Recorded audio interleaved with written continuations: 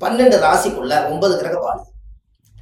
ஆனா உங்க ஜாதகத்துல வக்கரமான கிரகங்கள் இருக்கும் அல்லவா?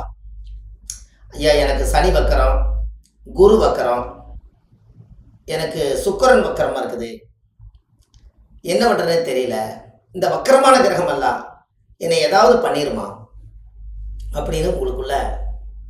வக்கரம்னா அது ரிவேர்ஸ்ல போகுமா? வக்கரம்னா ரிவேர்ஸ்ல போகுமா? பாதி பாதி ராசி கட்டத்துல இது வேலை செய்யும், பாதி இந்த பக்கம் வேலை செய்யுமா? இப்படி உங்களுக்கு எல்லாத்துக்கு ஒரு குழப்பம் இருக்குது. பிறக்கும்போது சூரியன்ல இருந்து 5.5 ராசிக்கு மேலேயே 6, 7, 8, 9க்குள்ள எந்த கிரகங்கள் இருந்தாலும் அது வக்கரம் தான். அப்படி எண்ணி வச்சுக்கோங்க. எப்பவுமே சூரியன்ல இருந்து 5.5 ராசிக்கு மேல எந்த கிரகம் இருந்தாலும், சூரியன்ல இருந்து 5 வரைக்கும் அது வக்கரமாகாது. 5, 15 டிகிரிக்கு மேல எந்த கிரகம் இருந்தாலும் பாருங்க, 5.5, 6, 7, 8, 9. இந்த 9க்கு மேல 10க்கு போனா வக்கரம் இல்லை. இதுக்குள்ள 6, 7, 8, 9ல எந்த கிரகங்கள் இருந்தாலும் சூரியனுக்கு அது வக்கரகதி தான். அப்ப இந்த வக்கரமான கிரகங்கள் எல்லாம் விக்கிரகம் போல வேலை செய்யுமா? அப்ப வக்கர கிரகம், விக்கிரகம்னா என்ன? விக்கிரகம் என்பது என்னன்னா, சுவாமியுடைய சிலை அது அங்கேயே தான் இருக்கும், அது வேலை செய்யாது, நாம தான் அதுக்கு வேலை செய்யணும். அதுக்கப்புறம் தான் அதுகிட்ட இருந்து பவரை வாங்க முடியும். அப்ப விக்கிரகம் போல வேலை செய்யும்னா விக்கிரகம் என்ன பண்ணும்? அமைதியா உட்கார்ந்துக்கும்.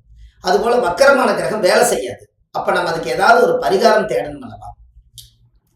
அதுக்கு வாழ்க்கையில ஒரு முறையாவது உங்க ஜாதக ராசி கட்டத்துல ஒரு கிரகம் வக்கரமா இருந்தாலும் சரி, 2 கிரகம் வக்கரமா இருந்தாலும் சரி, 4 கிரகம் 3 கிரகம் வக்கரமா இருந்தாலும் சரி, வக்கரம் இல்லாத கிரகங்கள் செயல்பாட்டுக்கு சரி, வக்கரம் உள்ள கிரகங்கள் இருக்கிறவங்களுக்கு ஒரு கோயில் ஒன்று சொல்றேன். நீங்க அந்த கோயிலுக்கு போயிட்டு வாங்க. உங்க ஜாதகத்துல இருக்கிற வக்கர தோஷ நிவர்த்தியா. என்ன கோயில் அப்படின்னு கேட்டீங்கன்னா, விழுப்புரம் மாவட்டத்துல திருவக்கரை வக்கரகாளியம்மன்னே சொல்லி ஒரு கோவில் இருக்கு. விழுப்புரம் மாவட்டம் திருவக்கரை வக்கரகாளியம்மன் அப்படிங்கிற ஒரு ஸ்தலம் 5000 வருஷத்துக்கு மேல பழமை வாய்ந்த கோயில்.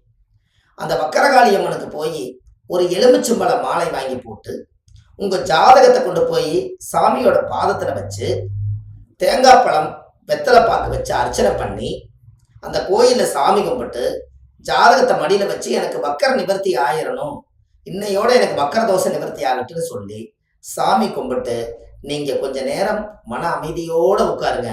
உங்க ஜாதகத்துல இருக்கிற எல்லா வக்கரமான கிரகம், வைத்தறிச்சல காமிச்ச கிரகம், எல்லா தோஷம் உங்களை விட்டு போயிடும்.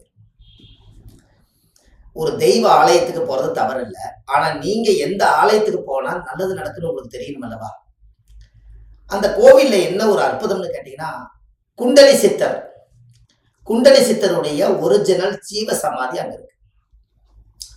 நம்மளுக்கு யாருக்கெல்லாம் ஆக்னியம், துரியம் இது எல்லாம் ஆக்டிவேட் ஆகாம இருக்குதோ அதையெல்லாம் சரிப்படுத்துறதுக்காகத்தான் குண்டலி சித்தர் ஆசன வாயுடைய தோஷங்கள் நிவர்த்தி ஆகக்கூடிய இடம்.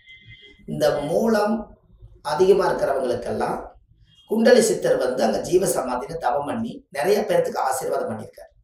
அதனால அந்த கோயிலுக்கு போயிட்டு வந்தீங்கன்னா இந்த நம்ம உடம்புல இருக்கக்கூடிய சரீரம் தோஷம் எல்லாம் நிவர்த்தியாகும். அதுக்கு வக்கரகாளியம்மன் கோயிலுக்கு தான் நீங்க போயிட்டு வரணும்.